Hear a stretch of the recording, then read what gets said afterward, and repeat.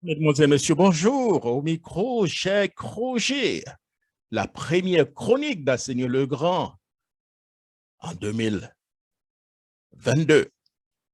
Nous profitons de cette occasion pour vous souhaiter Happy New Year, nos meilleurs voeux. Nouvelle année 2022 soit meilleure que l'année 2021 et que vos voeux et vos réalisations se concrétisent.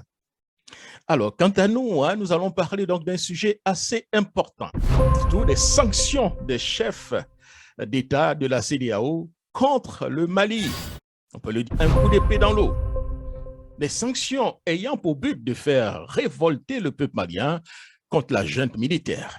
Les suppôts néocolonialistes politiques et militaires maliens sont tapis dans l'ombre et prêts à agir pour renverser donc le pouvoir. Il faut donc créer des conditions propices à une situation de chaos dont les sanctions sont suivantes. Le rappel des ambassadeurs CEDEAO, qu'est-ce qu'on peut dire par rapport à ça? Le peuple malien n'en a pas besoin. La CEDEAO pousse le Mali à suspendre son appartenance à cette organisation de misère qu'est la CEDEAO.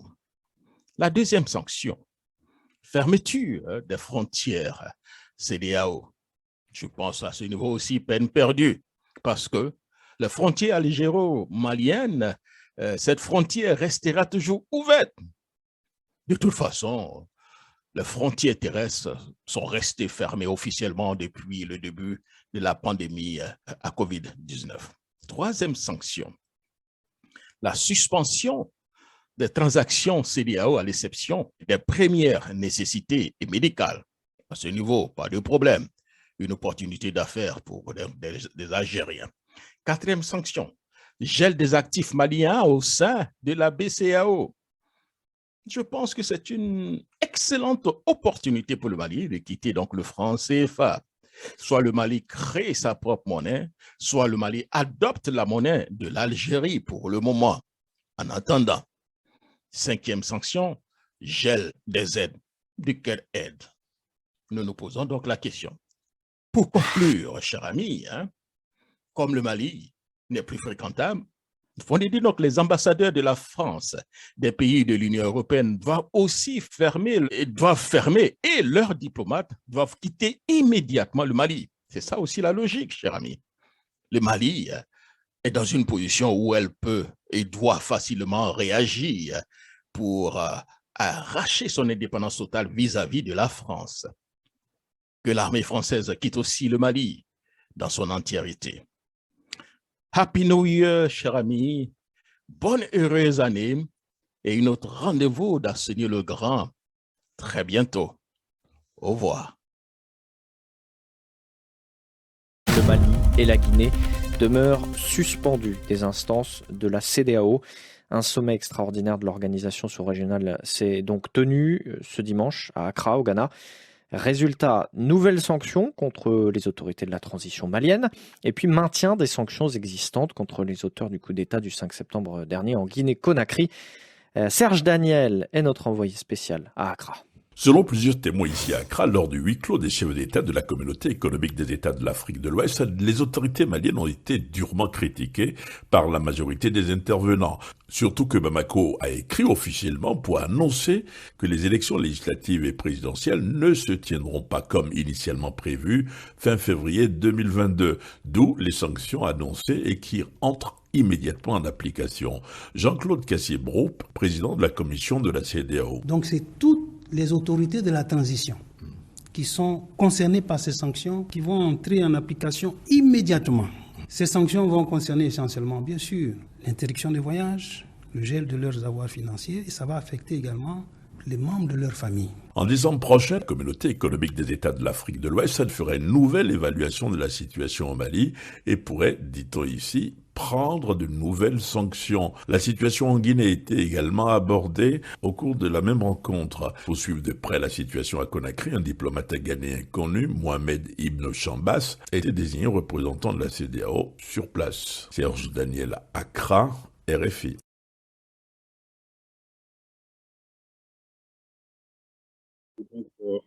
Le communiqué du gouvernement de transition. Merci infiniment. Avant tout propos, au nom de nos plus hautes autorités, il conviendrait de remercier l'ensemble du peuple malien pour son patriotisme. Communiqué numéro 007 du gouvernement de la transition. Le gouvernement de la République du Mali a appris avec stupéfaction les sanctions économiques et financières prises à l'encontre du Mali à l'issue des sommets extraordinaires de la Communauté économique des États de l'Afrique de l'Ouest, CEDEAO, et de l'Union économique et monétaire ouest-africaine, UEMOA, tenue le 9 janvier 2022 à Accra, en République du Ghana.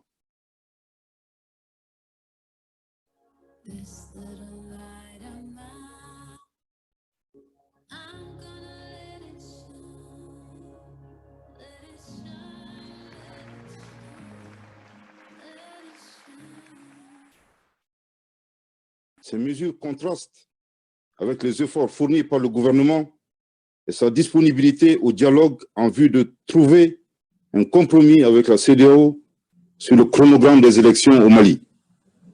Le gouvernement du Mali condamne énergiquement ces sanctions illégales et illégitimes prises à la fois par la CEDEAO, organisation pourtant phare sur la solidarité et la panafricaine.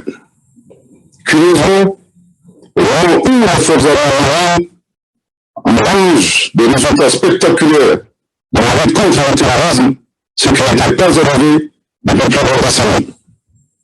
Concernant l'embargo décidé par le chef d'État et du gouvernement, applicable à un État souverain, constitue une violation manifeste du traité de l'UEMOA et des statuts de la BCEAO, la Banque centrale des États d'Afrique de l'Ouest. En outre, le gel des avoirs d'un État, des entreprises publiques et parapubliques ne saurait être appliqué par la Banque centrale, qui reste un organe indépendant auquel chaque État membre a concédé son droit souverain d'émission. Concernant la CEDEAO, le gouvernement dénonce et rejette les décisions suivantes qui ne sont fondées sur aucun texte communautaire: la fermeture des frontières terrestres et aériennes entre les pays de la CEDEAO et le Mali, la suspension des transactions commerciales entre les pays de la CEDEAO et le Mali, le gel des avoirs de la République du Mali dans les banques centrales de la CEDEAO, le gel des avoirs de l'État malien et des entreprises publiques et parapubliques dans les banques commerciales des pays de la CEDEAO. Le gouvernement du Mali regrette que des organisations sous-régionales ouest-africaines se fassent instrumentaliser par des puissances extra-régionales aux desseins inavoués. Dans les heures à venir, le gouvernement du Mali prendra toutes les mesures nécessaires en vue de riposter à ces sanctions malencontreuses. Le gouvernement du Mali déplore le caractère inhumain de ces mesures qui viennent affecter les populations déjà durement éprouvées par la crise sécuritaire et la crise sanitaire, notamment celle de la COVID-19. Le gouvernement du Mali invite les populations au calme et à la retenue.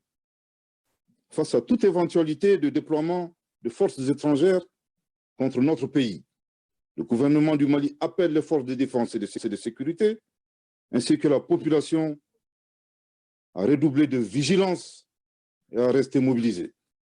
Le gouvernement du Mali appelle à la solidarité et à l'accompagnement des pays et institutions amis. D'ores et déjà, sur la base de la réciprocité, le Mali décide de rappeler ses ambassadeurs accrédités dans les États membres de la CEDEAO et de la fermeture de ses frontières terrestres et aériennes avec les États concernés. Le gouvernement du Mali tient à rassurer l'opinion nationale que des dispositions ont été prises pour assurer l'approvisionnement normal du pays par tous les moyens appropriés.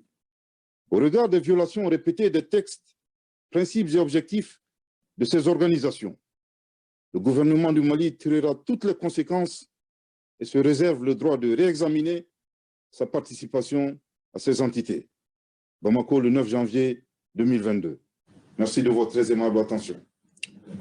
Merci beaucoup, Monsieur le ministre porte-parole du gouvernement. C'est donc l'essentiel de ce flash spécial. Merci de l'avoir suivi. Nous avons une communauté comment on l'appelle, une communauté des chefs de l'État. La CEDEAO n'est plus la CEDEAO des peuples, mais c'est la CEDEAO des chefs d'État.